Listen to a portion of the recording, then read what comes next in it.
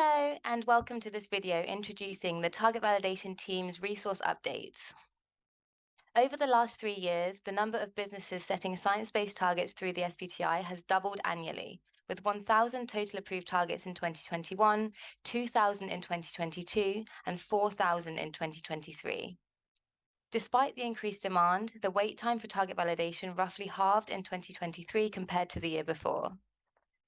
To match the growing demand for credible corporate climate action, the SBTi has updated multiple target validation resources for businesses to use when developing and submitting their targets. You can read more about each of these resources in our blog linked below this video. Today, I will be walking you through two of these resources: the Criteria Assessment Indicators, which is an entirely new document, and the updated target submission form, which is a revamp and consolidation of multiple legacy documents. These resources have been created in tandem to elevate and accelerate the validation process, both for internal and external users.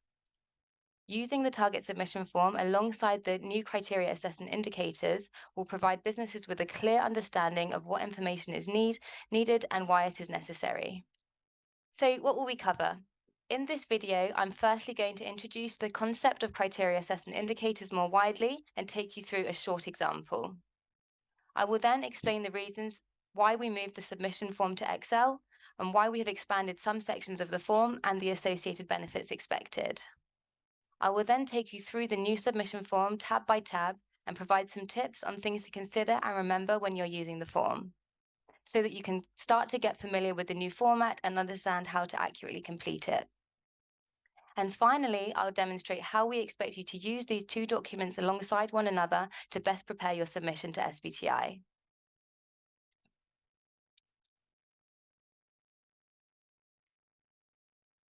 The SBTi target validation team has created an entirely new resource called the Criteria Assessment Indicators to demonstrate to the market exactly what is needed from companies and financial institutions to have their targets validated by SBTi.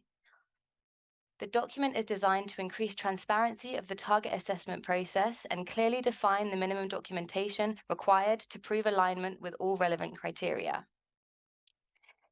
This resource will help to build new efficiencies into the target setting process, as organizations will understand what is exactly needed, enabling them to more clearly demonstrate alignment with SBTi criteria. It will also reduce the need for our analysts to request more details from companies, a task which before now took our team and the companies submitting a considerable amount of time. SBTi criteria have been in existence for many years, and companies have always been required to meet all relevant criteria to be approved. Over the years, the target validation team has developed practices undertaken by all analysts to check a company's adherence to the criteria. These existing practices have now been documented into the format of the CAI to ensure full transparency as to how the SBTi assesses conformity with criteria. The number of indicators per criterion typically varies between 2 and 5. However, on this slide, as you can see, that for criterion 1 of the near-term criteria, we have 6 criteria assessment indicators. So we can break down an example here. In short, criterion C1 states that companies must include emissions of all subsidiaries in their target submission as per the chosen organizational boundary approach. And as you can see on this slide, there are 6 key ways that the target validation team assesses that this criterion is met. So firstly, near-term CAI 1.1 shows that companies must explicitly state the organizational boundary approach and justify this choice. Near-term CAI 1.2 affirms that companies must also provide details about the entities that are included in the submission as per the approach chosen, i.e. the entities included in the greenhouse gas reporting.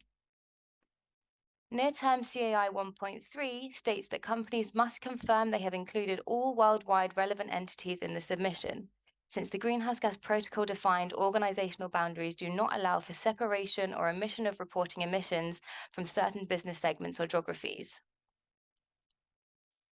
Near-term CAI 1.4 expresses that companies must ensure that their greenhouse gas reporting boundary is being kept up to date. If there are structural changes, this must be reflected in the inventory 1 to 2 years, depending on the reporting cycle. Near-term CAI 1.5 states that if there are any emissions or deviations to the above reporting boundaries and emissions disclosed, these must be explicitly stated and quantified as a percentage exclusion. For companies using control consolidation approaches, which is, of course, the vast majority, CAI 1.6 outlines how they must ensure they have reported Category 15 emissions correctly for unconsolidated entities, i.e., those outside the organizational boundary in which they have an equity stake. So we have organized the criteria assessment indicators into various tables.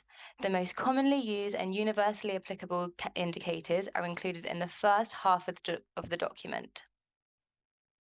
These are the CAI for near-term targets, net zero targets, and greenhouse gas accounting. These might sometimes be referred to as sector-agnostic indicators, meaning they apply to companies across all industries. We have also created the sector-specific CAI for when there are additional requirements to meet for a science-based target to be validated under a certain sector guidance or methodology. So why has the SBTi created the CAI? These are the three primary intentions that have underpinned the creation of the indicators. As I hope has been understood, the CAI do not represent new processes or checks. They simply share the multitude of well-established existing internal checks and processes with the market for transparency purposes, so that it can be fully understood how we determine conformity with SBTi criteria and greenhouse gas protocol accounting standards. The CAI make the consistency between validated targets plain to see by outlining what conditions must be met in order for a company or financial institution's target to be validated. And as will become clearer throughout the presentation, the CAI, coupled with the new submission form, has the potential to drive significant efficiencies through the validation process. So now moving on to the submission form. The corporate target submission form consolidates 4 legacy submission forms depicted here, which simplifies and streamlines the process for companies and removes all data duplication across forms that existed in the previous approach. In addition to this, the new Excel format submission form is a far more sophisticated document, which enables additional functionalities that are simply not possible in a Microsoft Word-based file. So over the next 2 slides, I would like to outline some of the key benefits we will see upon the uptake of the new submission form. Excel functionalities such as conditional formatting and data validation now exist in the document to guide and assist companies during use, directing users to questions relevant to their activities, sector, submission type, etc., whilst also limiting entry in certain fields to guarantee that the correct and intended information is received. Utilizing capabilities in Excel, companies will now input the specific target formulation details cell by cell using the tables provided. This allows for total clarity and speedy transfer of this information internally to model and assess the proposed targets. Some sections of the submission form have been adapted and expanded. This includes information about business practices or activities, company structure, and the greenhouse gas inventory. This is because these elements are fundamental to the target validation team's meaningful assessment of your adherence to SBTi criteria and greenhouse gas protocol.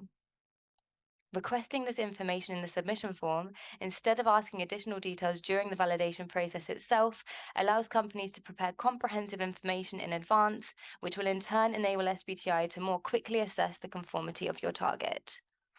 All of these new features in the submission form, coupled with the criteria assessment indicators, have incredible potential to further improve the validation process, and this is a visual representation of how it can do so. Every single sector-agnostic criteria assessment indicator has a home in the submission form.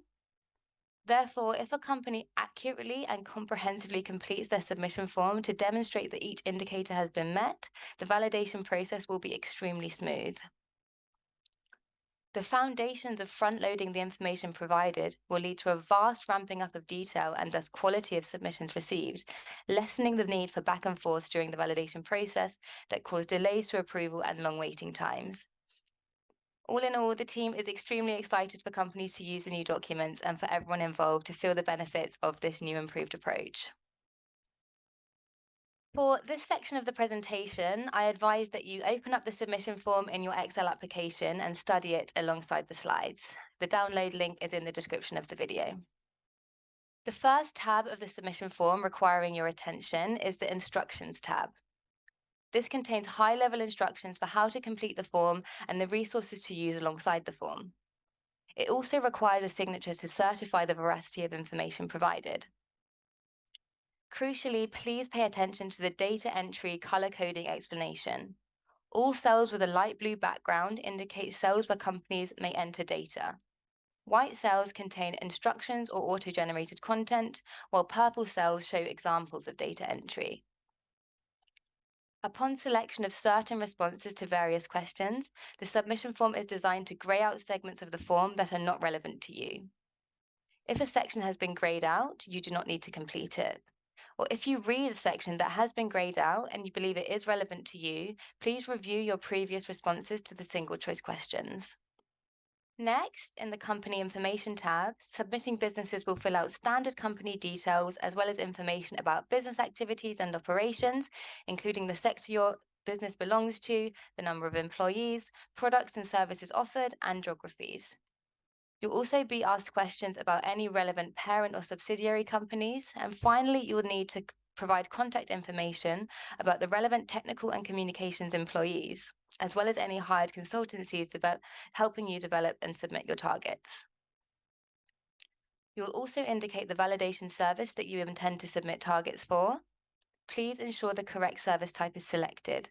This is key to the subsequent conditional formatting of the submission form's various tabs and sections.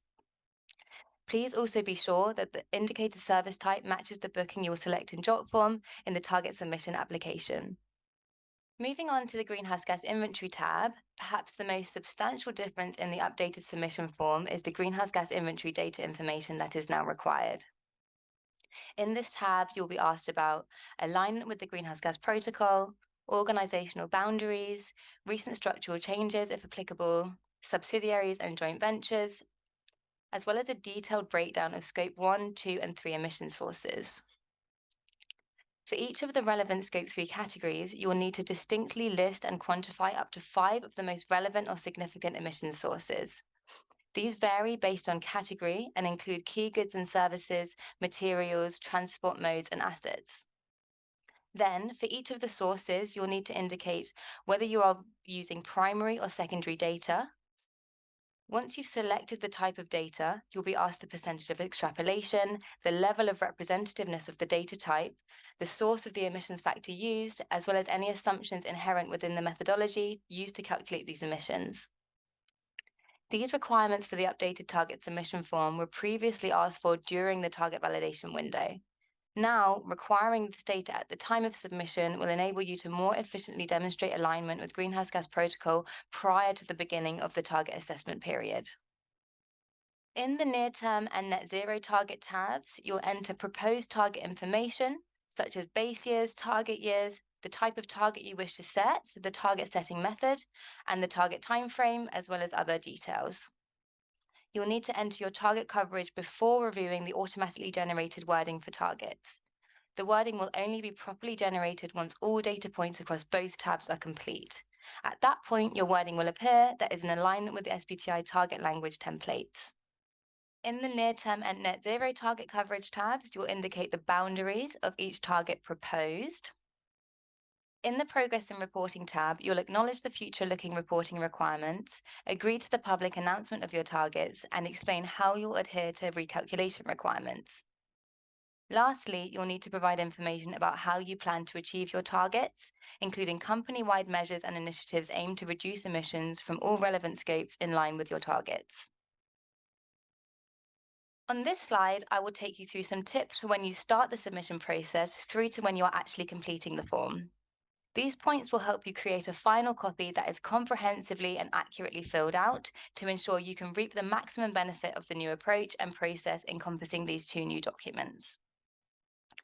Firstly, while it may seem obvious, I do want to highlight that you should give yourself ample time to familiarize yourself with the new documents we have published.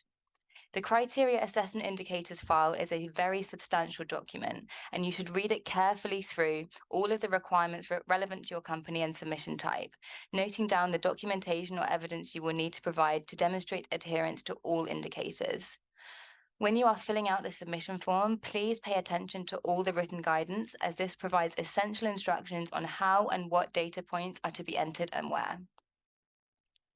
Taking the time to thoroughly sort through your greenhouse gas inventory data is also paramount to the adequate completion of the new submission form. Please ensure that you are correctly representing the data type and data representativeness. Our reviewers may ask follow-up questions on the methodology, and if you are unable to justify any data claims made, it could slow down the validation process. For extremely small categories, we can be more flexible on the level of disaggregation provided, so the number of rows you split the total out into, but you should still provide details in all columns around the data types, sources, etc. On a related note, we have now moved many of the qualitative response questions that the team currently asks during the validation process into the submission form itself. Each Scope 3 category now has a series of questions underneath it, largely to confirm alignment to DHGP. Providing additional details will be helpful and will prevent us from needing to request this information from you during the validation process itself. When it comes to reporting exclusions, we often run into some confusion surrounding greenhouse gas inventory exclusions versus target boundary exclusions. Greenhouse gas inventory exclusions are emissions that are relevant to your company's footprint, so they exist in the real world. However, they have not been disclosed in the greenhouse gas inventory provided. Greenhouse gas inventory exclusions cannot exceed 5% for Scope 1 and 2 or 5% for Scope 3, and these are reported in Tables 4 and 5. Target boundary exclusions relate to the percentage of your reported emissions that are not covered by the proposed targets. These are inferred from the data you will enter in the target coverage tabs, Tables 9 and 11. Please ensure you do not double report the exclusion of the same emissions. So, for example, if you are excluding 2% of your Scope 3 emissions from Category 1, but you're including all calculated and reported Category 1 emissions in the boundary of your target, you would enter 2% in Table 4 and 100% in Table 9 for this category. Also, if and when you are entering exclusions into the form, please quantify them relative to the total scope. So, if you are excluding all of Category 5, you would write the percentage of total Scope 3 that you have estimated this category to be. Do not write 100% to imply that all of Category 5 emissions are excluded. This can be understood from the greenhouse gas inventory emissions supplied and the exclusions percentages provided. Lastly, a key feature we would like companies to take advantage of is the auto-generation target wording function. In order for this to generate appropriately, both the target tables and the target coverage tables must be completed, since the coverage informs which scopes and/or categories are mentioned in the language. We understand that this feature is quite complicated and is not perfect for everyone yet, so we do still have the option to provide your own wording in a free-form response box. Please note that wording template alignment is critical for consistency and comparability purposes. So in the very last segment of this video, I want to show you how to utilize the criteria assessment indicators and the submission form in tandem. I will use the example of near-term criterion 1, which, as we saw at the start of this video, has 6 criteria assessment indicators. The minimum documentation required column will direct you to where in the submission form to demonstrate alignment with that indicator. So for near-term CAI 1.1, it directs you to questions 2.2.1 and 2.2.2, found in the Greenhouse Gas Inventory tab of the submission form. I have provided a screenshot here of those questions. 2.2.1 is a drop-down question where you select your approach, and in 2.2.2, you will be expected to add your written response as to why the selected approach is most appropriate for tracking your company's impact.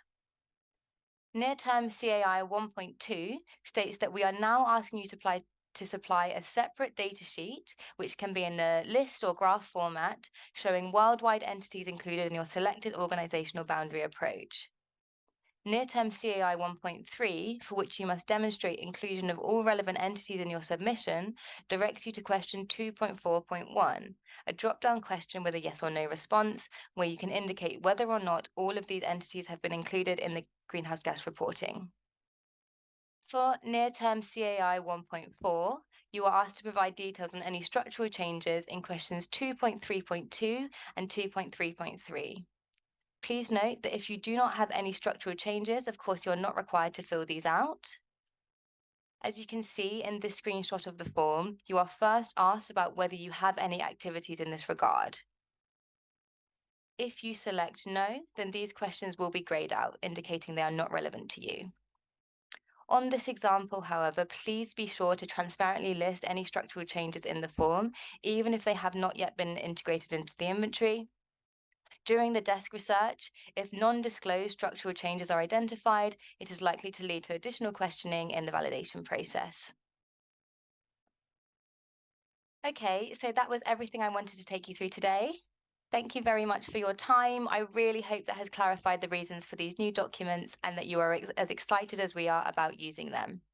You can find both the criteria assessment indicators and the new submission form on the Resources Submit section on the SBTi website. Best of luck, and we really look forward to receiving your company's submission soon.